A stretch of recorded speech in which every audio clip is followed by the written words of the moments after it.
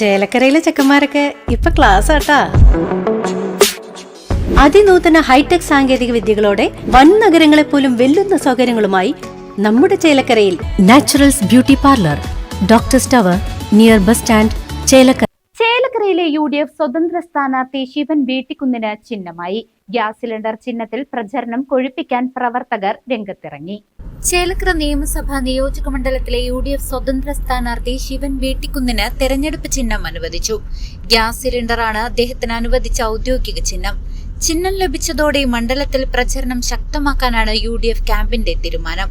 വരാനിരിക്കുന്ന വേല ആഘോഷങ്ങൾക്ക് മുൻപായി നിയോജക മണ്ഡലത്തിലെ മുഴുവൻ സ്ഥലങ്ങളിലും സ്ഥാനാർത്ഥിയുടെ ചിഹ്നം ഉൾപ്പെടുത്തിയുള്ള പോസ്റ്ററുകളും ഫ്ലക്സ് ബോർഡുകളും സ്ഥാപിക്കാനുള്ള ഊർജിത ശ്രമത്തിലാണ് പ്രവർത്തകർ.